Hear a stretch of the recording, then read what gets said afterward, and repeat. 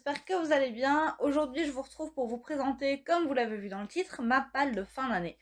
Donc dans un mois et demi, on sera en 2022, 2021 sera derrière nous, j'en reviens toujours pas parce que ça passe à une vitesse phénoménale, mais c'est comme ça. Et donc en fait, voilà, je voulais faire une vidéo pour vous présenter les livres que j'ai absolument envie de découvrir avant que 2022 ne se termine. Certains parce que j'ai absolument envie de les découvrir, d'autres parce que j'ai absolument envie qu'ils s'en aillent de ma palle, ou les deux parfois. Je tenais avant de commencer à vous remercier pour l'accueil que vous avez fait à ma dernière vidéo. Je vous avoue que je revenais avec un peu d'appréhension parce que j'abordais des sujets un petit peu subversifs.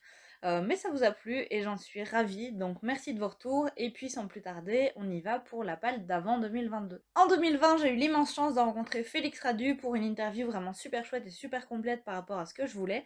Et depuis, je ne fais que découvrir ses inspirations, ses coups de cœur, ses écrits, son travail, son univers, dont des grands auteurs, puisque cet artiste s'inspire beaucoup des grands auteurs de la littérature pour écrire ses textes ou au niveau de ses idées ou peu importe. Et donc fatalement, il y a certains livres de sa bibliothèque à lui qui sont arrivés dans la mienne, que ce soit dans ma liste de livres lus ou encore dans ma palle.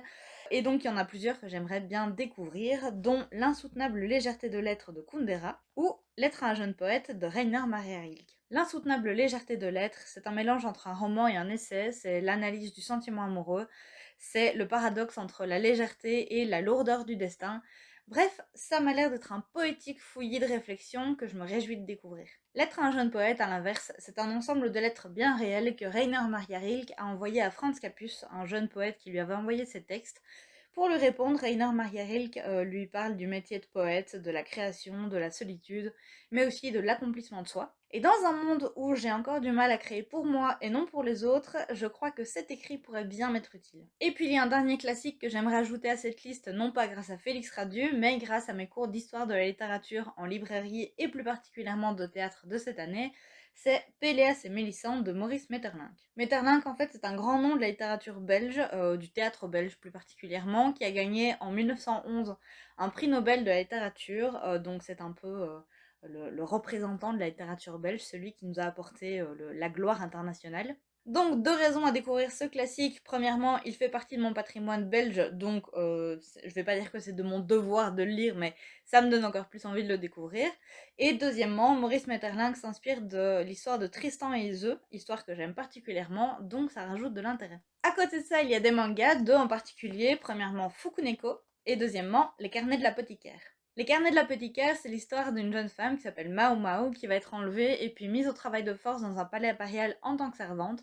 Elle a énormément de compétences en herboristerie, sauf qu'elle ne veut absolument pas qu'on le découvre parce que son salaire va aux parias qui l'ont kidnappée. Et donc plus elle gagne, plus eux gagnent. Et donc du coup, comme elle ne veut pas qu'eux gagnent, bah, elle essaye d'avoir le statut le moins haut possible. Jusqu'au jour où, pour sauver une des maîtresses de l'empereur, elle va devoir étaler ses connaissances et les révéler au grand jour. J'ai déjà lu les 4 premiers tomes, ceci c'est le 5e. Je me réjouis trop de le découvrir parce que ça a été un vrai coup de cœur.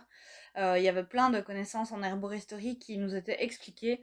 Et puis l'histoire est de manière générale bien. Et puis les dessins sont super cool. Donc je me réjouis. Dans le même ordre d'idée, j'aimerais continuer Fukuneko, c'est l'histoire d'une île où des chats, quand on est malheureux, se transforment en petites créatures toutes mignonnes qui nous aident un petit peu à avoir un autre point de vue et donc du coup à être heureux et nous aident vraiment dans cette quête du bonheur. Et sur cette île, on fera la rencontre de la jeune femme Ako qui vient de déménager dans la maison où sa grand-mère habitait, qui est malheureusement décédée, et de Fuku, le Fukuneko de sa grand-mère qui est décédée, qui prend un petit peu Ako pour sa grand-mère. Donc c'est un petit peu mignon mais triste en même temps, mais c'est beaucoup trop chou, enfin c'est beaucoup trop kawaii, donc j'ai craqué directement et quand j'ai vu le tome 3, je n'ai pas su faire autrement que de vouloir la suite. Donc voilà, je me réjouis aussi de le découvrir. Ensuite, il y a deux romans, La quatrième fée et un plus connu, L'enfant du lac. La quatrième fée, c'est l'histoire d'une légende vietnamienne qui part du principe que pendant notre vie, trois fées nous accompagnent. Une qui veille sur l'embryon, le fœtus, etc. Une deuxième qui veille sur la naissance pour faire en sorte que la mère soit en bonne santé ainsi que le nouveau-né. Et une troisième qui finalement nous accompagne quand notre vie se termine, donc à la mort. Et alors la dernière phrase de la couverture, c'est Qu'arrivera-t-il si par un rendez-vous insoupçonné, une quatrième fée venait faire trébucher cette dernière? Ça, c'est typiquement le genre de livre que je vais lire pour le faire dégager de ma palle, même si honnêtement, c'est le genre d'histoire que j'aime beaucoup et qui m'intéresse beaucoup.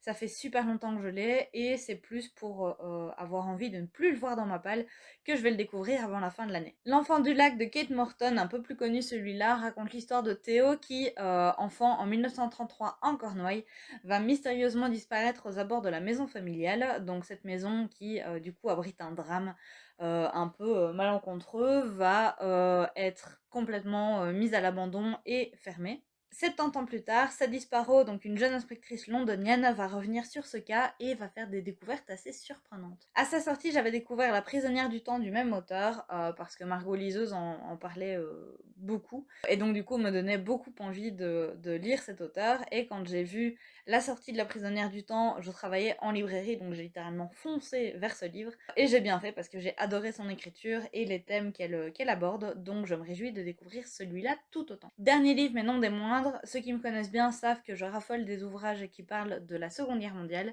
raison pour laquelle j'aimerais bien découvrir Dans les crématoires d'Auschwitz. C'est très radical comme titre. Dans les crématoires d'Auschwitz, ce n'est pas réellement une fiction, c'est pas réellement un journal intime, c'est un entretien avec Henrik Mandelbaum, j'espère que je le dis bien, un ancien détenu et membre du Sonderkommando au camp d'Auschwitz. Alors le Sonderkommando, en fait, c'est un ensemble de travailleurs qui étaient pris majoritairement dans les prisonniers juifs, dont il faisait partie, et il raconte un petit peu son enfer, enfin son calvaire là-dedans, tant en tant que prisonnier qu'en tant que travailleur. Donc ça a l'air assez prenant, d'autant plus que le format d'entretien a l'air d'être quelque chose qui prend encore plus aux tripes que simplement une fiction ou alors une biographie ou quelque chose comme ça. Donc je me réjouis de découvrir ça. Et voilà tous les livres que j'aimerais bien lire avant la fin de 2021. N'hésitez pas à me dire s'il y en a que vous avez lus ou s'il y en a qui vous intéressent plus que d'autres, que je sache un petit peu par lesquels commencer, comme ça vous m'aidez un petit peu aussi. N'hésitez pas non plus, je vous apprends rien, l'abonnement avec la cloche, le petit like, ça me fait un bien fou de vous retrouver et ce genre de petit soutien peut vraiment m'apporter quelque chose dans le sens où je sais ce qui vous plaît, ce qui vous plaît pas, etc. Donc je sais adapter ce que je veux faire à ce que vous avez envie de voir. Et d'ici la prochaine vidéo, je vous souhaite de magnifiques lectures et une excellente semaine. Prenez soin de vous.